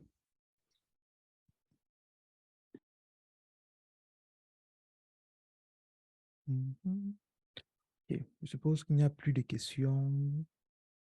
Maxime, si tu n'as plus peut-être un point que tu voudrais ajouter, je pense qu'on va clôturer la séance comme ceci. Donc, bon, avant de passer la parole à Maxime, j'aimerais déjà encore vous remercier une autre fois pour vos présences et votre participation vraiment. Je vois Tima qui écrit l'accompagnement pourra se faire à partir de quand? L'accompagnement va se faire à partir de la semaine prochaine. Donc, à la fin de ce meeting-ci, directement, on va publier le formulaire pour ceux qui vont vouloir s'enregistrer pour cela. Et vous allez juste devoir remplir le formulaire. Donc, à partir de la semaine prochaine, samedi prochain déjà, il y a directement le premier workshop. Et l'accompagnement commence directement à partir de là. Donc, dès que vous remplissez le formulaire, naturellement, aujourd'hui, nous sommes plus de 20. Et si on dit qu'on veut 10 personnes, on va pouvoir prendre tout le monde. Mais vous serez déjà dans la liste des gens qui vont pouvoir être pris. Donc, le but, c'est que chaque mois, on prend 10 personnes, on se concentre avec les 10 personnes-là. Parce que si c'est que nous, on voulait juste avoir un tas de personnes, on allait dire, OK, on prend tout le monde. Sauf que si tu prends tout le monde, tu disperses les énergies, en fait. Ça fait que tu ne peux pas te concentrer sur des personnes précises, en fait, jusqu'à ce que tu arrives vraiment à faire ce que tu voulais faire avec ces personnes-là, les accompagner, donner vraiment le temps dont ils ont besoin pour faire leurs choses. C'est la raison pour laquelle on limite à chaque fois à 10, parce qu'on sait que, OK, nous avons 5 tuteurs. Chaque tuteur va gérer 2 personnes. On aura les workshops, on aura l'accompagnement qu'on va faire et on sait au moins que d'accord, on apporte un service qualitatif aux gens. Ouais, ça ne sert à rien de prendre 100 personnes, que tu dis que tu vas faire l'accompagnement aux 100 personnes et à la fin de compte, tu sais pas, peut-être que 5 personnes parmi les 100 là, arrivent à avoir le vecteur comme tu voulais. Donc, c'est la raison pour laquelle on va partir par vague, par morcellement. Donc, vraiment que ça n'étonne pas quelqu'un qui a rempli le formulaire aujourd'hui, mais qui se trouve peut-être en train d'être pris pour le mois prochain, par exemple. C'est parce que, OK, on a pris 10 personnes et il était peut-être dans la vague qui va suivre. Mais le but, encore une fois, c'est apporter vraiment un service de qualité qui va vraiment aider. Parce que ça ne sert à rien si ce qu'on fait à la fin, ça ne permet pas aux gens d'avoir le veille comme on dit depuis, en fait. Donc, si c'est qu'après les 10 personnes, là, on sent que 10, c'est trop dur, il faudrait qu'on limite peut-être à 5 ou à 8. Ne vous inquiétez pas, on va le faire. Mais vraiment, le but, c'est que si on prend 5 personnes, qu'à la fin, les 5 personnes-là aient leur veille après, on passe aux 5 personnes suivantes. Oui, l'accompagnement sera, je ne vais pas dire payant, mais il ne sera pas complètement gratuit dans la mesure où on a envie de donner en fait une plus-value à cela. Et c'est également l'occasion pour nous de mettre un certain filtre parce que j'ai eu à faire des formations gratuites pour certaines personnes. Et généralement, quand c'est gratuit, tu vas voir, il y a 100 personnes qui vont venir. Ça revient à ce que j'ai dit tout à l'heure. Mais sur les 100 personnes-là, il y a peut-être 5 personnes qui ont vraiment la motivation pour suivre ce que tu veux faire, en fait. Tu te rends compte que dans les 100 personnes, tu vas dire, OK, faites les devoirs. La séance qui suit, il y a peut-être 3 à 4 personnes qui ont fait le devoir. Tu fais les séances, tu fais les trucs, tu poses les questions. Vous êtes 100 peut-être dans le Zoom. Il y a peut-être 2, 3 personnes qui posent les questions. C'est vraiment décourageant. Donc, pour moi, déjà, il fallait déjà, ou bien pour nous, qu'on mette un certain nombre de filtres pour dire, OK, les personnes qui vont traverser ces filtres-là sont les gens qui veulent vraiment, vraiment avoir le VEC Student. C'est-à-dire qu'il n'est pas là juste pour blaguer ou bien qu'il n'est pas là juste pour tester, pour voir comment c'est. Parce que nous-mêmes également, nous avons d'autres choses à faire. Pour me dire, c'est du bénévolat. Nous avons d'autres trucs à faire, nous avons d'autres choses. Je suis encore étudiant en master, j'ai d'autres choses à faire. Maxime est travailleur, il travaille. Là, c'est trucs à gérer, en fait. Donc, la somme qu'on va mettre, ça ne sera pas une somme si grande que ça. Ça sera une somme, en fait, on va dire quoi? Hmm, symbolique. Mais également pour permettre également à l'association d'avoir déjà certains fonds pour pouvoir gérer peut-être les factures qui suivent. Parce que, on va pas se mentir, tout ce qu'on fait jusqu'aujourd'hui, ça a certaines factures. Le site Internet que vous avez pu voir qui est sur un serveur, ça a sa facture. Également, peut-être parfois pour motiver les tuteurs pour dire, OK, tu as peut-être eu à faire, peut-être apporter un service à Fossatif. On va peut-être te payer peut-être une formation Udemy pour te remercier ou bien te payer un petit t-shirt. Mais on ne va pas le payer une somme d'argent comme si c'était un salaire, non. Apporter également un avantage pour également essayer de motiver d'autres personnes à être des tuteurs. Peut-être parmi vous, demain, une autre personne sera tuteur d'Infosatif, peut-être dans un autre thème, peut-être pour comment écrire efficacement son Bachelorarbeit ou bien son Masterarbeit. Il faudrait qu'à la fin, on le remercie d'avoir apporté ses services, d'avoir donné de son temps. Et ce remerciement peut passer peut-être par l'offre d'un autre service. Peut-être on va peut-être dire, OK, on va te faciliter un truc au pays, plus tu as ton entreprise, ou bien, je ne sais pas si vous comprenez un peu. Mais le but vraiment, c'est que même les tuteurs également puissent avoir une plus-value dans ça et que ça puisse également encourager ceux qui sont aujourd'hui comme élèves d'être tuteurs demain. OK, je suis en train de lire ton message, Fritz.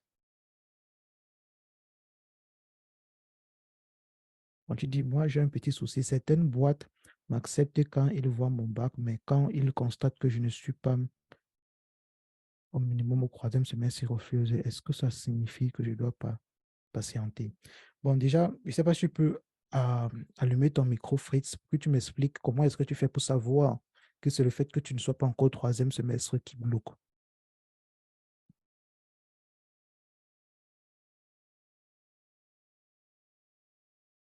Tu m'écoutes, Fritz?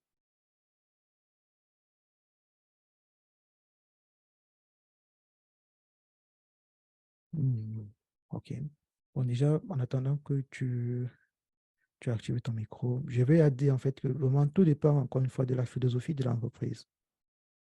C'est très rare de voir une entreprise qui dit qu'ils veulent que tu sois déjà au minimum au troisième semestre.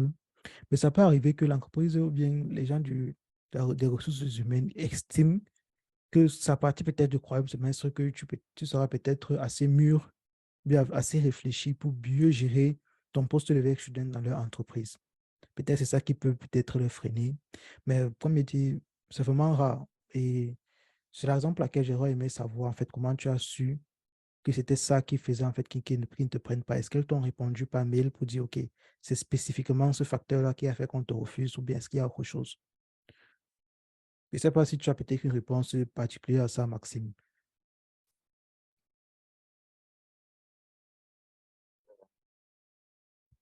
Oh, bon, c'est un peu tricky. Bon, je vais un peu apporter un peu ce que je pense et allgemein parlant, si tu es au troisième semestre, ça veut dire que je suppose que tu es arrivé en Allemagne, ça fait pratiquement 2 ans. Et nous savons tous que la langue allemande est difficile à apprendre. Elle n'est pas comme l'anglais, peut-être, je ne sais pas, le français. Pour quelqu'un qui a appris l'anglais, va apprendre le français. Euh, donc, ça peut aussi être dû au fait que peut-être il suppose que non, ton niveau d'allemand n'est pas encore assez bon que nous et qu'à peut-être à partir du 3e semestre, tu peux mieux t'interagir avec tes collègues. Ça peut être une possibilité. Ou ça peut être dû aussi au fait que déjà au 3e semestre ou au 4e semestre, tu as pratiquement fini avec le Grundstudium pour beaucoup de filières et on peut déjà avoir une approximation de ta note générale avec toutes tes notes que tu as eues dans les semestres antérieurs. Donc, tout dépend aussi de ce que tu dis quand certaines boîtes m'acceptent, quand ils voient mon bac, quand ils t'acceptent, c'est dans quel sens? C'est-à-dire qu'ils te donnent te proposent le job ou bien ils t'acceptent pour l'interview. Donc, c'est un peu difficile à répondre, mais voilà ce que je pense. Je sais pas, ça peut ne pas être vrai, c'est pour ça que je dis que ça peut être des approches de réponse. Exactement. Et pour compléter ce que tu as dit, bon, là, ça ne va pas forcément répondre à ta question, Fritz, mais lorsque je suis parti à SAP, j'ai eu à causer avec ceux qui sont, ceux qui avaient fait l'interview pour moi quand je postulais. Et ils m'ont dit l'un des facteurs pour lesquels ils m'ont pris, c'est parce qu'ils ont vu en fait que j'avais encore du temps pendant les études et que, OK, j'avais encore assez de temps pour qu'ils puissent m'apprendre quelque chose. Du coup, c'est que j'étais déjà à la fin de mon master, ils allaient me refuser. Genre, s'il me restait un semestre ou 2 semestres avant la fin de mon master, ils allaient refuser de me prendre parce qu'ils vont dire, OK, nous, on veut te prendre pour 2 ans. On sait qu'en 2 ans, on va t'apprendre un tas de trucs dans divers domaines, comme sur le DevOps que je fais dans le cloud computing. Donc, il y a aussi ça. Donc, vraiment, comme il dit, ça dépend de la philosophie de l'entreprise. Ce n'est pas un must pour dire, OK, toutes les entreprises vont te refuser parce que c'est le premier semestre. Moi, j'ai eu mon truc, mon premier VEC student. Je crois, j'étais à la fin du premier semestre, donc je commençais le 2e semestre. Déjà, et ça dépend également de ton profil. Maxime a parlé du fait que peut-être tu ne t'exprimes pas encore bien dans le moment. Ils estiment que étant au 3e semestre, tu pourras mieux t'exprimer. Ou alors, ça peut être le fait que, OK, ils estiment qu'étant au 3e semestre, ils pourront avoir un meilleur public, en fait, de tes notes pour voir est-ce que tu t'intègres mieux en Allemagne. Est-ce que par rapport aux matières que tu as fait, tu passes mieux avec leur student. Parce qu'au premier semestre, tu as peut-être 1 ou 2 matières que tu as déjà eu à faire. 1 ou 2 matières.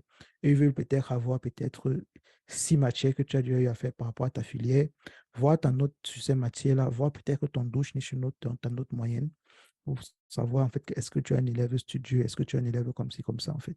Vraiment, c'est très difficile de répondre à cette question dans la mesure où on ne peut pas se mettre dans la tête de ces Arbeitgeber-là, mais c'est un peu on va dire quoi, les chemins de réflexion que tu peux avoir. Mais généralement, quand on te répond comme ceci, ce papa mail ou lors de l'interview, c'est vraiment bien de demander plus de détails par rapport à ça pour que ça puisse t'aider pour les prochaines fois que je m'explique. Parfois, je faisais un bébé bon pour un poste où j'estimais qu'il y a 99% de chances qu'on me prenne, mais ils me refusent. Ce que je fais, c'est que j'écris un mail et je leur demande exactement pourquoi est-ce qu'ils m'ont refusé. Pas pour demander que, pour revendiquer qu'on me prenne, non. Pour savoir en fait quels sont les points qui m'ont fait en sorte qu'ils ont estimé que mon dossier n'est pas peut-être intéressant pour ce poste-là. Maintenant, lorsqu'on me répond pour ce genre de sur email-là, je prends les réponses-là et essaie d'améliorer en fait mon approche. Il faut améliorer mon CV, améliorer mon portfolio, améliorer ceci en fait, ou bien améliorer ma lettre de motivation. Donc, parfois, c'est intéressant lorsque tu vois le leader là, même si tu ne lis pas le reste du message, que tu aies déjà un message, peut-être un booster pour dire, OK, merci d'avoir répondu à mon truc, même comme vous ne m'avez pas pris pour pouvoir m'améliorer pour ma carrière professionnelle dans le futur, j'aimerais connaître quels sont les points qui ont fait en sorte que vous ne me preniez pas, par exemple. Et ça te permet d'apprendre et d'améliorer. À chaque fois, cherche juste à améliorer jusqu'à ce que tu vas trouver la formule parfaite pour avoir le VEC student par rapport à ton profil. Parce que généralement, c'est avoir le premier VEC student qui est très difficile. Lorsque tu as déjà le premier VEC student, c'est un peu comme si on t'a déjà ouvert la porte, en fait. Tu pourras jongler pour avoir les autres, mais c'est le premier qui est parfois très, très compliqué pour la majorité des personnes. Donc, quand tu as ton premier verre student, tu as un peu accumulé un peu d'expérience et tu sais déjà un peu comment est-ce que tu vas devoir passer pour avoir le second ou le troisième, et ainsi de suite. D'accord.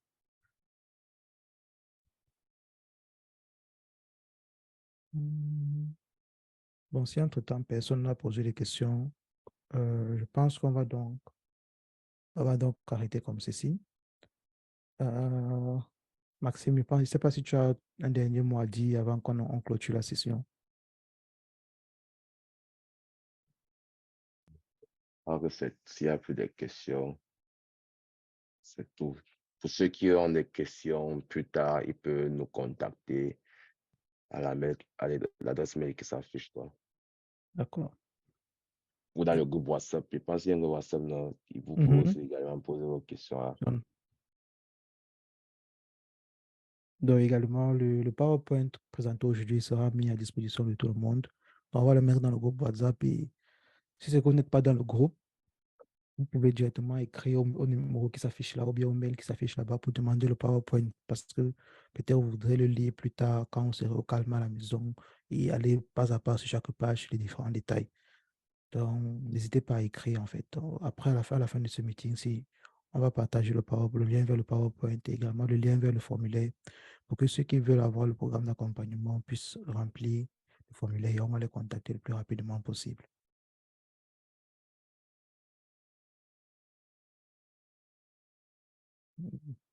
Donc, déjà, merci pour aujourd'hui. C'était notre première séance de webinaire. C'est un peu nouveau pour nous. Et j'espère que tout a été bien, tout a été clair, tout s'est bien passé, et que chacun d'entre nous va rentrer en moi avec une nouvelle chose qu'il aura appris, quoi. Donc, je pense que nous avons C'est fini un comme dernier ceci. truc.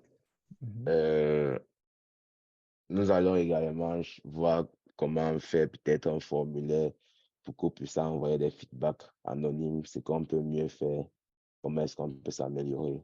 C'est aussi important pour nous de voir ce qu'on peut améliorer pour pouvoir mieux vous satisfaire, quoi, pouvoir mieux vous servir. Soit vous allez vous envoyer par mail vos feedbacks ou bien on va créer un Google Form pour cela. Donc, on va vous communiquer cela dans les jours à venir. Exactement. Merci, Maxime. OK. Donc, déjà, je vais arrêter le partage. Et ouais. Bon, je pense que c'était tout. Donc, je vais fermer le meeting. Si quelqu'un a une autre question avant que je ferme le truc, veuillez me stopper en fait. Donc, d'ici 5 minutes, je vais complètement tout arrêter, quoi. Donc, encore une fois, merci déjà. Et je trouve que c'était suffit bien en fait. C'était quand même une bonne expérience pour moi et pour tout un chacun.